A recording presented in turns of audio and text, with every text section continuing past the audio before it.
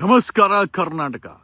ಜನ ಮನ್ಸು ಮಾಡಿದ್ರೆ, ಜನ ಪ್ರೆಷರ್ ಹಾಕಿದ್ರೆ ಯಾವ ಕಾರ್ಯ ಸಹ ಪ್ರಜಾಪ್ರಭುತ್ವದಲ್ಲಿ ಆಗುತ್ತದೆ ಅನ್ನೋದಕ್ಕೆ ಈ DGP ರಾಮಚಂದ್ರನ ವಿಡಿಯೋ ಬೆಳಗ್ಗೆ I think if I'm not wrong 2 ಮಾಧ್ಯಮಗಳು ಹೊಡಿತು. ಒಂದು BTV and second is power TV.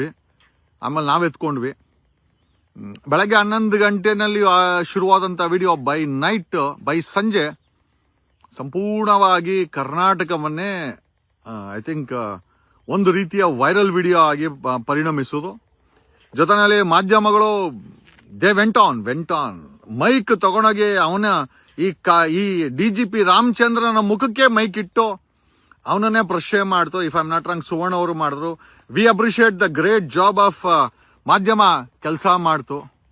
ಸಂಜೆ 6 ಗಂಟೆ ಮುಂಚೆ ಅದೇ ರಾಮಚಂದ್ರನನ್ನ ಸಸ್ಪೆಂಡ್ ಮಾಡಿ ಸರ್ಕಾರ ಮುಜುಗರಕ್ಕೆ ಒಳಗಾಗಿದೆ. ಅವನ ಸ್ಟೇಟ್ಮೆಂಟ್ ನೋಡಬೇಕು. ನಾನು ಪದವನ್ನ ಏಕವಚನದಲ್ಲಿ ಬಳಸ್ತಾ ಇದ್ದೀನಿ. ಬಿಕಾಸ್ ವಿ ಡೋಂಟ್ ಫೀಲ್ ಯಾವ ಸಂವಿಧಾನವನ್ನ ಇಟ್ಕೊಂಡು ನಾನು ಸೇವೆ ಮಾಡ್ತೀನಿ ಅಂತ ಹೇಳೋರ್ಗೆ ಸೆರ್ಗಗಳನ್ನ ಎಳೆಯೋ ಇಂಥ ಐ ಥಿಂಕ್ ರೇಪಿಸ್ಟ್ಗಳಿಗೆ ಅಥವಾ ಇಂಥ ಕಾಮಂದರಿಗೆ ನಾವೇನು ಹೇಳಬೇಕು ಅಂತ ನಮಗೆ ಅನ್ಸಾಗ್ತಿಲ್ಲ. ಆ ವಿಡಿಯೋಗಳನ್ನು ನೀವು ಸ್ವಲ್ಪ ನೋಡಿ. DGP ರಾಮಚಂದ್ರನನ್ನ ಸರ್ಕಾರ ಮುಜುಗರಕ್ಕೆ ಒಳಗಾಗಿ ಸಸ್ಪೆಂಡ್ ಆದೇಶವನ್ನ ಮಾಡಿದೆ. ಬರೀ ಸಸ್ಪೆಂಡ್ ಸಾಕ? ಕಂಡ ಹೆಣ್ಣು ಮಕ್ಕಳ ಸೀರೆ ಬ್ಲೌಸ್ ಅನ್ನ ಮುಟ್ಟಿ ಅವರ ಖಾಸಗಿ ಅಂಗಗಳನ್ನ ಮುಟ್ಟಿದಂತ ಈ ಕಾಮಾಂಧನಿಗೆ ಕೇವಲ ಸಸ್ಪೆಂಡ್ ಮಾಡಿ ಸರ್ಕಾರ ಕೈ ತೊಳೆದುಕೊಳ್ತದ? ಅವನ ಮೇಲೆ ಯಾವುದು ಕ್ರಮ ಆಗೋದಿಲ್ವಾ? This is what Karnataka is asking. ಒಬ್ಬ DGP ಅಂದ್ರೆ ಒಂದು ದೊಡ್ಡ ಜುಡಿಕ್ಷನ್ನೇ ಅವನ ಕೈಯಲ್ಲಿ ಇರ್ತದೆ. ಒಬ್ಬ ರಾಜ್ಯಕ್ಕೆ ಉನ್ನತ ಹುದ್ದೆಲಿರೋ ಇವನು ಆಮೇಲೆ ಟೇಕಿಂಗ್ ಇಸ್ ಬ್ಯಾಕ್ ಗ್ರೌಂಡ್ 1993 ನಲ್ಲಿ ಒಬ್ಬ IPS ಆಫೀಸರ್ ಫ್ರಮ್ ಬೇಸಿಕಲಿ ಇವನು ಆಂಧ್ರದ ಗುಂಟೂರಿನವನು DGP Ramachandra Rao. I think if I'm not wrong ಕರ್ನಾಟಕದಲ್ಲಿ 32 ವರ್ಷಗಳ ಸತತ ಸೇವೆ ಮಾಡಿದ್ದಾನೆ. ಸೇವೆ ಮಾಡಿದ್ನೋ ಅಥವಾ ಇದೇ ರೀತಿ ಅನಾಗರಿಕನಾಗಿ ಎಷ್ಟು ಹೆಣ್ಣು ಮಕ್ಕಳ ಶೀಲಕ್ಕೆ, ಅವರ ಖಾಸಗಿ ಅಂಗಗಳಿಗೆ, ಅವರ ಎದೆ ಮೇಲೆ, ಅವರ ಹೊಟ್ಟೆಯ ಮೇಲೆ, ಅವರ ಮನಸ್ಸಿನ ಮೇಲೆ ಆಘಾತವಾಗಿ ಇವನು ಕೂತ್ಕೊಂಡು ಖಂಡಿತ ಗೊತ್ತಿಲ್ಲ. ಖಂಡಿತವಾಗಿ ಹೇಳ್ತೀನಿ, ದಮ್ಮು ತಾಕತ್ತಿರುವಂತ ಸರ್ಕಾರ ಇದ್ರೆ ಖಂಡಿತವಾಗಿ ಇವನನ್ನ ಸಂಪೂರ್ಣವಾಗಿ ತನ್ನ 32 ವರ್ಷಗಳ ತನಿಖೆ ಮಾಡಿಬಿಟ್ರೆ ಮೋಸ್ಟ್ಲಿ ನಂದಿಲ್ ಮಟ್ಟಿಗೆ ನೂರಾರು ಅಥವಾ ಸಾವಿರಾರು ಸಂಖ್ಯೆನಲ್ಲಿ ವಿಕ್ಟಿಮ್ ಸಿಗಬಹುದೇನೋ. ಬಟ್ ಆ ರೀತಿ ದಮ್ಮು ತಾಕತ್ತಿರುವಂತ ಸರ್ಕಾರಗಳು ತನಿಖೆಗಳು ಆಗುತ್ತಾ?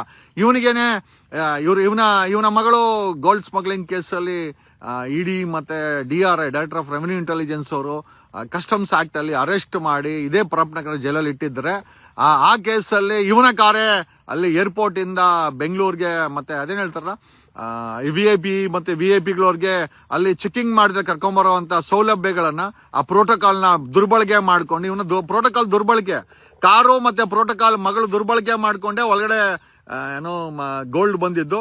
ಆ ತನಿಖೆನಲ್ಲಿ ಇದೇ ಕಾಂಗ್ರೆಸ್ ಸರ್ಕಾರ ಕ್ಲೀನ್ ಚಿಟ್ ಕೊಡ್ತು ಇವನಿಗೆ ಕ್ಲೀನ್ ಚಿಟ್ ಕೊಡ್ತು. 32 ವರ್ಷದಲ್ಲಿ ನನಗೊತ್ತಿಲ್ಲ ಎಷ್ಟು ಸೀರೆಗಳು, ಎಷ್ಟು ಹೆಣ್ಣು ಮಕ್ಕಳ ಮನಸ್ಸುಗಳು, ಎಷ್ಟು ದುಷ್ಪರಿಣಾಮಗಳು ಇವನು ಬೆರೀದಾನೆ. ನಿಜವಾಗಲೂ ಇವನನ್ನ ತನಿಖೆ ಮಾಡಿದ್ರೆ ಏನಾಗುತ್ತೆ ಅನ್ನೋದಕ್ಕೆ ನಾವು we are just asking the government.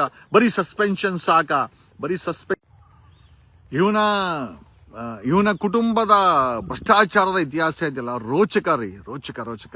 ಮಗಳು ಒಬ್ಬ DGP ರಾಮಚಂದ್ರನ ಮಗಳಾಗಿದ್ಕೊಂಡು ದುಬೈಯಿಂದ 324 ಕೋಟಿ ಅಲ್ಲ 324 kg ಏನೋ ಗೋಲ್ಡ್ ಸ್ಮಗ್ಲಿಂಗ್ ಆರೋಪದಲ್ಲಿ DRI ಇರೋರು 107 ಕೋಟಿ ಜೈಲಲ್ಲಿದ್ದಾಳೆ.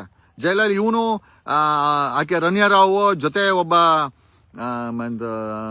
ಹುಡುಗ, ಇನ್ನೊಬ್ಬ ಜೈನ್ ಅಂತ ಹುಡುಗ, ಅವನು ಈ ಚಿನ್ನವನ್ನ ಮಾರಾಟ ಮಾಡ್ಕೊಂಡ್ರು. ಈ 3 ಜನ ಅಕ್ಯೂಸ್ಡ್ಗಳಿಗೆ ಸೇರ್ಕೊಂಡು 324 kg ಅಲ್ಲ ರೀ 324 kg ಸ್ಮಗ್ಲಿಂಗ್ ಮಾಡ್ತಾಳೆ ಅಂತಂದ್ರೆ ಇವಳಿಗೆ ಹಣ ಎಲ್ಲಿಂದ ಬಂತು?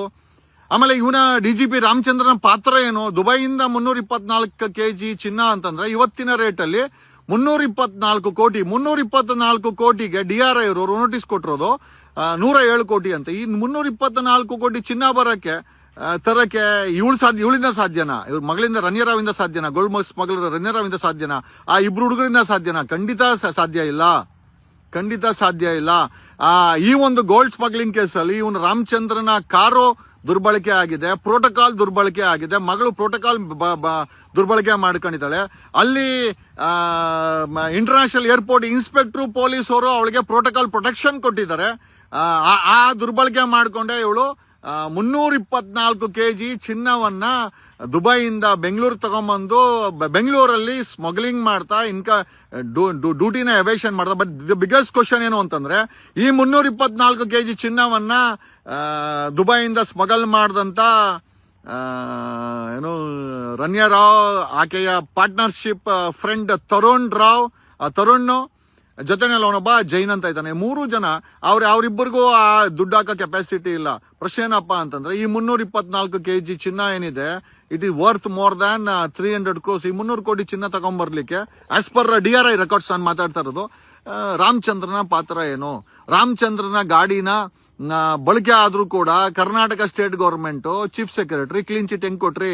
ಆಮೇಲೆ ಇದ್ರ ಮೇಲೆ CBI ತನಿಖೆ ಮಾಡಿಸ್ಬೋದಾ ಚೀಫ್ ಸೆಕ್ರೆಟರಿ ಮೇಲೆ? ಯಾಕಂದ್ರೆ ಎನ್ಕ್ವೈರಿ ಕಂಡಕ್ಟ್ ಮಾಡಿ ಇವನ ಪಾತ್ರವನ್ನೇ ಮುಚ್ಚಾಕದಂತ ಚೀಫ್ ಸೆಕ್ರೆಟರಿ ಮೇಲೆ CBI ಎನ್ಕ್ವೈರಿ ಮಾಡಿಸ್ಬೇಕಾ?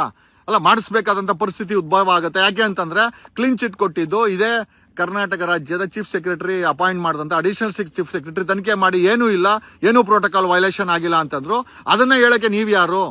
ಇವಾಗ ಇವನ ರಾಸಲೀಲೆ ಜೊತೆನಲ್ಲಿ ಆ ತನಿಖೆಯಿಂದ ಕೈ ಬಿಟ್ಟಿರುವ ಇವನ ಪ್ರೋಟೋಕಾಲ್ ಕೇಸ್ ಆಗಿರ್ಬೋದು, ಅಥವಾ 324 kg ಚಿನ್ನವನ್ನ ಸ್ಮಗ್ಲಿಂಗ್ ಮಾಡಿರುವಂತ ಆ ಕೇಸಲ್ಲಿ ಇವನ ಪಾತ್ರವನ್ನ ತನಿಖೆ ಆಗಬೇಕಾಗಿದೆ. It is a really economic offence. ಜೊತೆನಲ್ಲಿ ಒಬ್ಬ DGP ಆಗಿ ಕೂತ್ಕೊಂಡು ರಾಸಲೀಲೆ ಜೊತೆನಲ್ಲಿ ಮಗಳು ಈ ರೀತಿ 324 kg ಚಿನ್ನ ತರೋದು ಅಂತ ತಮಾಷೆನೇನ್ರಿ? ಅಂದಾಜು 300 ಕೋಟಿ ರೂಪಾಯಿ ದುಡ್ಡೆಲ್ಲಿಂದ ಬಂತು ಇವಳಿಗೆ? DGP ರಾಮಚಂದ್ರನ ಪಾತ್ರ ಇಲ್ಲದೆ ಇವೆಲ್ಲ ನಡೀತಾ ಇದಲ್ಲ. ಆಮೇಲೆ ಈ ರೀತಿ ರಾಜ್ಯ ಸರ್ಕಾರ ಕ್ಲೀನ್ ಚಿಟ್ ಕೊಟ್ಟು ಮುಚ್ಚಾಕತ್ತಲ್ಲ, ಇದನ್ನ ಪ್ರೋಟೋಕಾಲ್ನೇ ಮುಚ್ಚಾಕ್ಬಿಡ್ತು. ಅವನು ಕರ್ನಾಟಕ ಇಂಟರ್ನ್ಯಾಷನಲ್ ಏರ್ಪೋರ್ಟ್ ಇನ್ಸ್ಪೆಕ್ಟರ್ನ ಪೊಲೀಸವ್ರನ್ನು ಕೈ ತೊಳ್ಕೊಂಡ್ಬಿಡ್ತು. ಯಾವುದೇ ವೈಲೇಷನ್ ಆಗಿಲ್ಲ. ಅಲ್ಲ ರೀ, ನೀವ್ ಹೆಂಗ್ರಿ ತನಿಖೆ ಮಾಡಿದ್ರಿ? ನಿಮ್ಮ ಸರ್ಕಾರದ DGPಗೆ ನೀವೇ ಹೆಂಗ್ ಕ್ಲೀನ್ ಚಿಟ್ ಕೊಡಕ್ ಸಾಧ್ಯ ಆಗತ್ತೆ? It has to be investigated, reinvestigated. ಇವನಿಗೆ ಕ್ಲೀನ್ ಚಿಟ್ ಕೊಟ್ಟಿರೋದನ್ನು ಕೂಡ ಇಲ್ಲ ಅಂತಂದ್ರೆ ಚೀಫ್ ಸೆಕ್ರೆಟರಿ ಮೇಲೆ, ಅಡಿಷನಲ್ ಚೀಫ್ ಸೆಕ್ರೆಟರಿ ಯಾರು ತನಿಖೆ ಮಾಡಿದ್ರು ನಿಮ್ಮ ಮೇಲೆ ತನಿಖೆ ಮಾಡ್ಲಿಕ್ಕೆ CBIಗೆ ಬರೀಬೇಕಾಗತ್ತೆ ಅಂತ ಈ ಮೂಲಕ ನಿಮ್ಗೆ ಎಚ್ಚರಿಕೆಯನ್ನ ಕೊಡುತ್ತಾ. ಆ ಕೇಸಲ್ಲಿ ನೀವೇನಾದ್ರೂ ಎಡವಟ್ಟು ಮಾಡಿದ್ರೆ it is high time you include that investigation and get it reinvestigated. ಅಲ್ಲಿ ಪ್ರೋಟೋಕಾಲ್ ವೈಲೇಷನ್ ಆಗಿರ್ಬೋದು, ಆ ಕಾರ್ ದುರ್ಬಳಕೆ ಆಗಿರ್ಬೋದು, ಅಥವಾ 324 kg ದುಬೈಯಿಂದ ತಗೊಂಡ್ಬರ್ತಾಳೆ ಅಂತಂದ್ರೆ ಇವತ್ತಿನ ರೇಟ್ ಪ್ರಕಾರ ಹೆಚ್ಚು ಕಮ್ಮಿ 350 ಕೋಟಿ ಆಯ್ತು. 1 ವರ್ಷದ ಹಿಂದೆ 300 ಕೋಟಿ ಅನ್ಕೊಂಡ. ಈ 300 ಕೋಟಿಗೆ ಸೋರ್ಸ್ ಆಫ್ ಇನ್ಕಮ್ ಎಲ್ಲಿಂದ ಬಂತು? ರಾಮಚಂದ್ರನ ಪಾತ್ರ ಇಲ್ಲದೆ ಈ 300 ಕೋಟಿ ರೂಪಾಯಿ ಚಿನ್ನವನ್ನ ಮಗಳು ತರಲಿಕ್ಕೆ ಸಾಧ್ಯನಾ?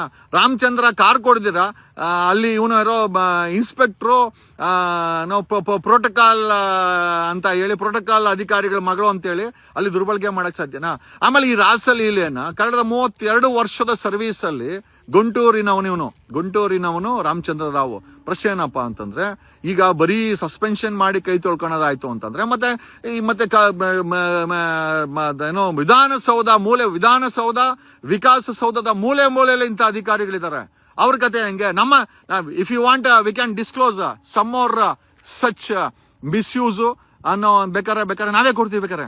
ಓಕೆ, ನೆನ್ನೆಯಿಂದ ಸಾಕಷ್ಟು ಜನ ನಮ್ಮ ಮಾಧ್ಯಮಗಳಿಗೆ, ನಮ್ಮ ಮಾಧ್ಯಮದ ವರದಿಗಾರಗಳಿಗೆ ನಮ್ಮ ಹತ್ರ ಇದೆ ಸರ್, ನಮ್ಮ ಜೊತೆ ಇದೇ ರೀತಿ ನಡ್ಕೊಂಡಿದ್ದಾರೆ, ವಿಧಾನಸೌಧದಲ್ಲಿ ಈ ತರ ಗೋಮುಖ ವ್ಯಾಘ್ರಗಳು ಮೂಲೆಯಲ್ಲಿದ್ದಾರೆ ಅಂತ ಮಾಹಿತಿ ಕೊಡುವಂತವ್ರು ಸಾಕಷ್ಟು ಜನ ನಮ್ಮ ಚಾನೆಲ್ಗೆ ಫೋನ್ ಮಾಡಿ ಮಾಹಿತಿಗಳನ್ನ ಹಂಚ್ಕೊಂತ ಇದ್ದಾರೆ. ಇದನ್ನೆಲ್ಲ ನಾವು ಎಕ್ಸ್ಪೋಸ್ ಮಾಡಿ ಎಲ್ಲಿ ಹೋಗ್ತೀರಾ? ಕಠಿಣ ಕ್ರಮ ಅಲ್ರಿ.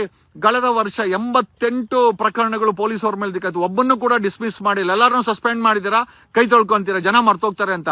ಬರೀ ಸಸ್ಪೆಂಡು, ಕೈ ತೊಳ್ಕೊಂಡ್ಬಿಟ್ರೆ ಸರ್ಕಾರ. 88 ಪ್ರಕರಣಗಳು ಪೊಲೀಸವ್ರ ಮೇಲೆ, ಡಕಾಯಿತಿ, ದರೋಡೆ, ಕೊಲೆ, 88 ಪ್ರಕರಣಗಳು 2025ರಲ್ಲಿ ನೋಡಿದ್ರಲ್ಲ. ಈಗ DGP ರಾಸಲೀಲೆ ಎಷ್ಟು 32 ವರ್ಷ ಸರ್ವಿಸ್ ಮಾಡಿದಾನೆ ಇವನು. ಎಷ್ಟು ಜನ ಹೆಣ್ಮಕ್ಳು ಇದೇ ರೀತಿ ಇವನ ದರ್ಪಕ್ಕೆ, ಇವನ ಅಧಿಕಾರಕ್ಕೆ, ಇವನ ದುರಾಂಕಾರಕ್ಕೆ, ಇವನ ಕಾಮಾಚಾರಕ್ಕೆ ಬಲಿಯಾಗಿರ್ಬೋದು. ಅವ್ರಿಗಳಿಗೂ ಫ್ಯಾಮಿಲಿ ಇದೆ, ಅವ್ರು ಬಂದು ಮುಂದೆ ಕಂಪ್ಲೇಂಟ್ ಕೊಡಕ್ಕೆ 1000 ಸತಿ ಯೋಚನೆ ಮಾಡ್ಬೇಕಾಗತ್ತೆ. ಆ ರೀತಿ ಆಮೇಲೆ ನಿಜವಾಗ್ಲೂ ಇಂಥ ಕಾಮಾಂಧನಿಗೆ ಕ್ಲೀನ್ ಚಿಟ್ ಕೊಟ್ಟಂತ ಕಾಂಗ್ರೆಸ್ ಸರ್ಕಾರ ಇವತ್ತು ಸಸ್ಪೆಂಡ್ ಮಾಡಿ ಕೈ ತೊಳ್ಕೊಂತ ಇದೆಯಾ, ಅಥವಾ ಇದರ ತನಿಖೆ ಮಾಡಿ ಅವನನ್ನ ಡಿಸ್ಮಿಸ್ ಮಾಡ್ತಾರೆ. ಇಲ್ಲಿವರೆಗೂ ನೀವು ಪೊಲೀಸ್ ಅವರನ್ನ ತಪ್ಪಿತಸ್ಥರನ್ನ ಇಮಿಡಿಯೇಟ್ ಆಗಿ ಎನ್ಕ್ವೈರಿ ಮಾಡಿ ಡಿಸ್ಮಿಸ್ ಮಾಡಲ್ಲ, ಅಲ್ಲಿವರೆಗೂ ಈ ರೀತಿಯ ಉಚ್ಚಾಟಗಳು ಕರ್ನಾಟಕದಲ್ಲಿ ಪದೇ ಪದೇ ಪೊಲೀಸ್ ಇಲಾಖೆಯಲ್ಲಿ ನಡೀತಾ ಇರ್ತದೆ.